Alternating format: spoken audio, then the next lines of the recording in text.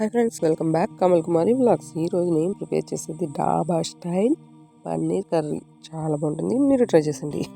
నేను ఈ పన్నీర్ ఇంట్లోనే రెడీ చేసుకున్నాను. ఇప్పుడు పన్నీర్ని ముక్కలుగా కట్ చేసుకుందాం. 1 ఇంచ్ ముక్కల కింద కట్ చేసుకుంటే చాలా బాగుంటుంది. పన్నీర్ కట్ చేసేటప్పుడు కొంచెం స్లోగా స్మూత్గా కట్ చేయాలి, లేదంటే అది కొంచెం మెత్తగా ఉండడం వల్ల ముక్కలు అయిపోతుంది. ఇప్పుడు మనం ఈ ముక్కలన్నింటినీ ఒక గిన్నెలో వేసుకొని ఇందులో కొంచెం సాల్ట్, కొంచెం కారం, కొంచెం గరం మసాలా వేసి చేతితోని స్పూన్తో కాకుండా గిన్నెని అలా కలపాలి. గిన్నెతో కలిపిన తర్వాత మిక్సీ జార్ తీసుకొని 1 ఇంచ్ అల్లం ముక్క, ఒక 3 పచ్చిమిరపకాయలు, ఒక 10 వెల్లుల్లి రెమ్మలు వేసి మెత్తగా పేస్ట్ చేసుకోవాలి. ఇప్పుడు ప్యాన్ పెట్టుకొని ఆయిల్ పోసుకొని అందులోనే 1 స్పూన్ నెయ్యి లేదంటే బటర్ ఏదైనా వేసుకోవచ్చు. ఇప్పుడు అవి హీట్ అయ్యాక ఇప్పుడు మనం ఒక్కొక్క ముక్క కింద ఈ పన్నీర్ ముక్కలు వేసి కొంచెం గోల్డెన్ కలర్లో వచ్చేలాగా ఫ్రై చేసుకోవాలి. ఇవన్నీ నూనె వడకించి ఒక ప్లేట్లో తీసుకోవాలి. ఇందులోనే ఒక దాల్చిన చెక్క, 3 లవంగాలు, 2 ఇలాచీ వేసుకొని ఫ్రై అనిపించాక కొంచెం చిన్నగా తరుక్కున్న ఒక 2 ఆనియన్స్ కూడా వేసి బాగా ఫ్రై అవ్వాలి.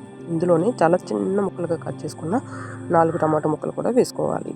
ఇవన్నీ బాగా ఫ్రై అయ్యాక మనం ముందుగా గ్రైండ్ చేసి పెట్టుకున్న మసాలా కూడా వేసి బాగా ఫ్రై అవ్వాలి. ఇప్పుడు ఇందులో టేస్ట్కి సరిపడా సాల్ట్, ఒక 2 చెంచాల కారం వేసి మొత్తం బాగా ఫ్రై అవ్వాలి.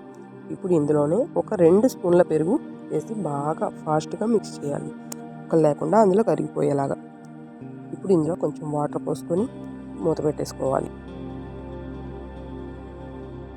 మూత పెట్టుకొని 2 మినిట్స్ తర్వాత ఇలా బాయిల్ అవుతుంది. ఇప్పుడు ఇందులో మనం ముందుగా ఫ్రై చేసుకున్న పన్నీర్ ముక్కలు వేసేసి ఒక్కసారి కలుపుకొని ఇంకొక 2 నిమిషాలు మళ్ళీ మూత పెట్టుకోవాలి. మూత పెట్టుకుంటే ఇలా దగ్గరగా అవుతుంది. ఒక్కసారి మొత్తం కలుపుకొని ఇందులోనే 1 స్పూన్ గరం మసాలా పౌడర్, కొంచెం కొత్తిమీర, కొంచెం కసూరి మేతి నలిపి వేసుకుంటే ఒక్కసారి కలిపి మళ్ళీ మూత పెట్టేసుకోవాలి. ఒక 10 మినిట్స్